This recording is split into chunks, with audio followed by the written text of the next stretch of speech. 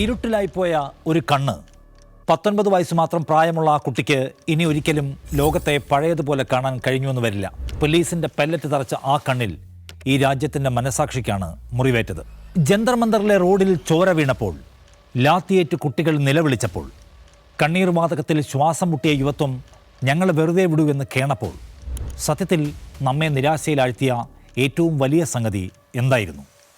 ആ നിലവിളി കേൾക്കാൻ ചെവി തുറക്കാതിരുന്ന ചിലരുടെ, ബോധപൂർവം കണ്ണടച്ചവരുടെ, ഇതൊന്നും എൻ്റെ പ്രശ്നമല്ല എന്ന് നടിച്ചവരുടെ നിശബ്ദതയാണത്. മഹാതാരങ്ങളുടെ മഹാമൗനം. ഈ ജനങ്ങൾ തന്നെ താരങ്ങളാക്കിയവർ, അവർ ചുമലിലേറ്റി നടന്നവർ, അവരുടെ ബ്രാൻഡുകൾ വൈറലാക്കിയവർ, അവരുടെ സിനിമയ്ക്ക് ടിക്കറ്റ് എടുത്തവർ, അവരുടെ ആവേശ പ്രകടനങ്ങൾക്ക് കൈയടിച്ചവർ, തെരുവിലാ ജനത്തിൻ്റെ ചോര വീഴുമ്പോൾ ഒരു വാക്കു പറയാൻ പോലും മടിച്ചവരെ, മിണ്ടിയെപ്പോഴും ഒളിച്ചു കളിച്ചവരെ, അധികാരത്തിൻ്റെ തണലിൽ അഭയം തേടിയവരെ, നമ്മെ വഞ്ചിച്ചവരെ ഇന്ന് നാം ചോദ്യം ചെയ്യേണ്ടതുണ്ട്. കാരണം മൗനം ഇവിടെ ഒരു നിലപാടല്ല, അതൊരു കുറ്റമാണ്. കൂടെ ഉണ്ടാകുമെന്ന വാഗ്ദത്തം മുറിച്ച കുറ്റം. സ്വാഗതം നിലപാടിലേക്ക്.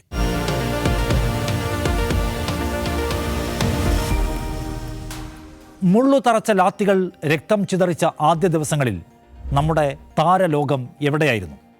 സോഷ്യൽ മീഡിയയിൽ പുതിയ സിനിമയുടെ പോസ്റ്റർ പങ്കുവെക്കാൻ കാണിക്കുന്ന ചടുലത, സ്വന്തം ബ്രാൻഡിൻ്റെ പരസ്യത്തിന് കാണിക്കുന്ന ആവേശം, അതൊന്നും ഒരു വിദ്യാർത്ഥിയുടെ കണ്ണ് നഷ്ടപ്പെട്ടപ്പോൾ, മറ്റൊരാളുടെ ശരീരത്തിലേക്ക് പെല്ലറ്റ് ഗണ്ണിൻ്റെ തീത്തരികൾ തറച്ചു കയറിയപ്പോൾ കണ്ടില്ല. ജന്തർ മന്ദറിൽ ഇൻ്റർനെറ്റ് വിച്ഛേദിക്കപ്പെട്ടു, മെട്രോ സ്റ്റേഷനുകൾ അടച്ചു, കുട്ടികൾ കൂട്ടത്തോടെ കസ്റ്റഡിയിലായി. അപ്പോഴും മൗനമായിരുന്നു ഭൂരിഭാഗം താരങ്ങളും. ന്യായമായ കാരണത്തിനായി ന്യായമാർഗത്തിൽ തന്നെ സമരം ചെയ്യുന്ന തലമുറയെ ഭരണകൂടം അടിച്ചു വീഴ്ത്തുമ്പോൾ പ്രതികരിക്കാൻ ഇത്രയും കാലതാമസം വേണോ? അതോ കാറ്റ് ഏതു ദിശയിലേക്കാണ് വീശുന്നത് എന്ന് നോക്കിയിട്ട് മാത്രമേ വായ തുറക്കൂ എന്നതാണോ ഇവരുടെ നയം? സമ്മർദ്ദം കൂടിയപ്പോൾ ചിലർ വായ തുറന്നു. പക്ഷേ എന്തായിരുന്നു ആ പ്രതികരണങ്ങളിൽ പലതിൻ്റെയും സ്വഭാവം? കുറ്റാരോപിതരാകാതെ, ആരെയും പിണക്കാതെ, ഇരുവശത്തും ഒരേ സമയം നിന്ന് കയ്യടി വാങ്ങാനുള്ള വിദ്യ. നടനും കേന്ദ്രമന്ത്രിയുടെ മകനുമായ മാധവ് സുരേഷ് പറഞ്ഞ വാക്കുകൾ ശ്രദ്ധിക്കൂ. ഭീഷണിയിലൂടെ അഭിപ്രായ ഐക്യം അടിച്ചേൽപ്പിക്കുന്നത് ഫാസിസമാണ്, ഞാൻ അരാഷ്ട്രീയവാദിയാണ് എന്നും പറയുന്നു അദ്ദേഹം. ഇത് നിഷ്പക്ഷതയാണോ അതോ സൗകര്യപൂർവമായ ഒളിച്ചോട്ടമോ? ഒരു വിദ്യാർത്ഥിയുടെ കണ്ണ് നഷ്ടപ്പെട്ടപ്പോൾ ഭരണകൂടം ലാത്തിയോങ്ങുമ്പോൾ ഇരുപക്ഷവും തെറ്റാണ് എന്ന് പറഞ്ഞ് കൈയൊഴിയുന്നത് നിഷ്പക്ഷതയല്ല, അത് അധികാരത്തിനൊപ്പം നിൽക്കാനുള്ള ഏറ്റവും സൗകര്യപ്രദമായ വേഷം മാത്രമാണ്. രാജ്യമാണ് ഒന്നാമത് എന്ന് പറഞ്ഞ് ചോദ്യം ചെയ്യപ്പെടേണ്ട ഭരണകൂടത്തെ ചോദ്യം ചെയ്യാതെ ഒളിച്ചോടുന്നത് എളുപ്പമുള്ള കളിയാണ്. പക്ഷേ അതൊരു സത്യസന്ധമായ നിലപാടല്ല.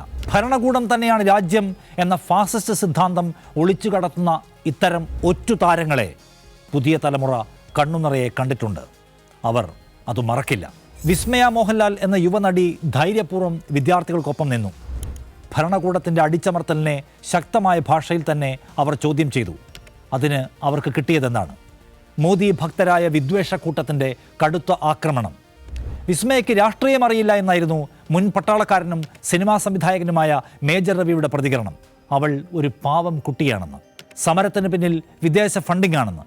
ഒരു യുവതി സ്വന്തം മനസാക്ഷിക്കൊത്ത് ഒരു നിലപാട് സ്വീകരിക്കുമ്പോൾ അതിനെ ഗൗരവത്തോടെ അഭിസംബോധന ചെയ്യുന്നതിന് പകരം അവൾക്കറിയില്ല, അവൾ പാവമാണ് എന്ന് പറഞ്ഞ് ചെറുതാക്കി കാണിക്കുന്നത് എന്തു മാന്യതയാണ്?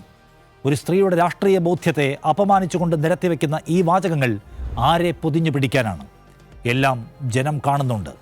ചരിത്രത്തിൻ്റെ ചവറ്റുകൊട്ടയിലേക്ക് എടുത്തെറിയേണ്ടത് ആരെയൊക്കെയാണ് എന്നവർ മനസ്സിലാക്കി വെച്ചിട്ടുമുണ്ട്. എല്ലാവരും പക്ഷേ ഒരേ ദിശയിലായിരുന്നില്ല.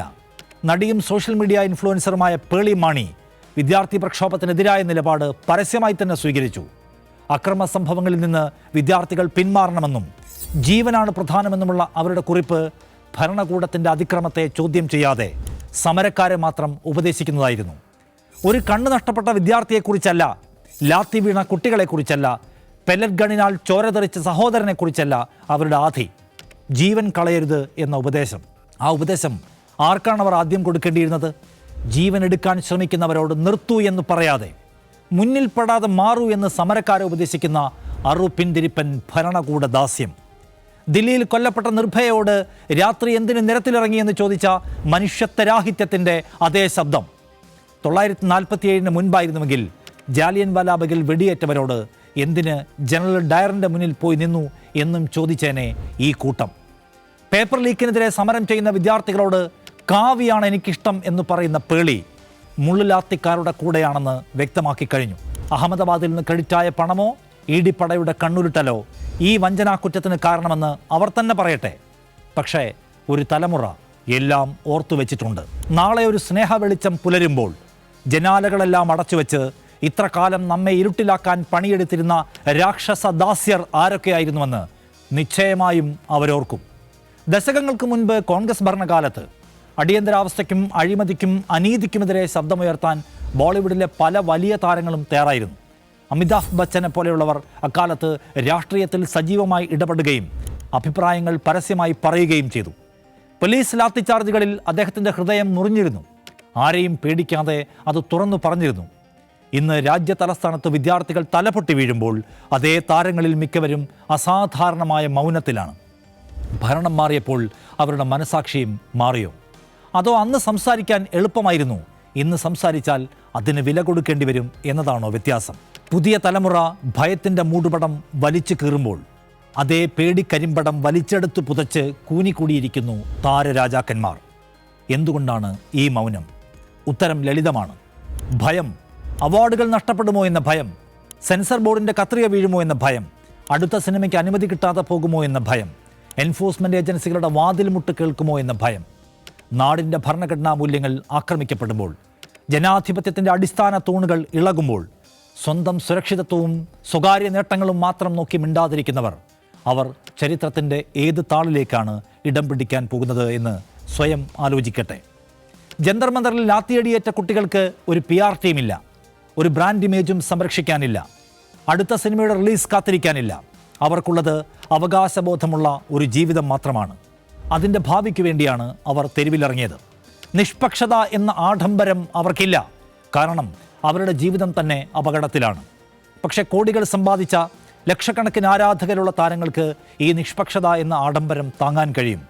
അതാണ് ഏറ്റവും വലിയ വൈരുദ്ധ്യം. ഏറ്റവും കുറച്ച് നഷ്ടപ്പെടാനുള്ളവർ ഏറ്റവും അധികം ധൈര്യം കാണിക്കുന്നു. ഏറ്റവും അധികം സ്വാധീനമുള്ളവർ ഏറ്റവും ഭീരുക്കളാകുന്നു. പക്ഷേ ആദ്യ ദിവസം മുതൽ ഒരു സെക്കൻഡ് പോലും ആലോചിക്കാതെ, ഭരണകൂടത്തിൻ്റെ ഭീഷണിയോ സൈബർ ആക്രമണമോ ഭയക്കാതെ വിദ്യാർത്ഥികൾക്കൊപ്പം നിന്ന താരങ്ങളുണ്ട്. ഇന്ത്യയിലാകമാനം ഒരു കൂട്ടം താരങ്ങളും ചലച്ചിത്ര പ്രവർത്തകരും സൈബർ ആക്രമണത്തെ പേടിക്കാതെ, ഭരണകൂടത്തെ ഭയക്കാതെ നിലപാടിൽ ഉറച്ചു നിന്നു. അവർ രൂക്ഷമായ ഭാഷയിൽ തന്നെ ഭരണകൂടത്തിൻ്റെ അടിച്ചമർത്തലിനെ ചോദ്യം ചെയ്തു. നിങ്ങൾ പ്രക്ഷോഭകരോട് യോജിക്കണമെന്നില്ല, പക്ഷേ ടിയർ ഗ്യാസും ലാത്തിച്ചാർജും കണ്ട് മിണ്ടാതിരിക്കാൻ കഴിയില്ല എന്ന നിലപാട് യഥാർത്ഥ നീതിബോധം എന്താണെന്ന് കാട്ടിത്തന്നു. സ്വന്തം കരിയറിനെക്കുറിച്ചോ അടുത്ത അവാർഡിനെക്കുറിച്ചോ എൻഫോഴ്സ്മെൻറ്റ് റെയ്ഡിനെക്കുറിച്ചോ ചിന്തിക്കാതെ മനുഷ്യത്വത്തിൻ്റെ പക്ഷത്ത് നിന്ന അവരെ നാം മറന്നുകൂടാ. കാരണം ധൈര്യമെന്നത് കാണിക്കാൻ കഴിയാത്ത ഒന്നല്ല, കാണിക്കാൻ മടിച്ചതാണ് ബാക്കിയുള്ളവരുടെ യഥാർത്ഥ പ്രശ്നമെന്ന് അവർ തെളിയിച്ചു തന്നു.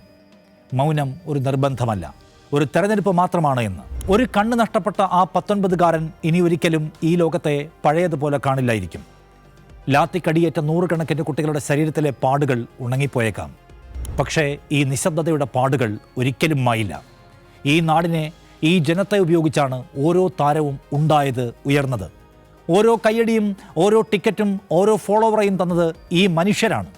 ആ ജനം തെരുവിൽ ചോര വീഴ്ത്തുമ്പോൾ മൗനം പാലിക്കുന്നത് വഞ്ചനയാണ്.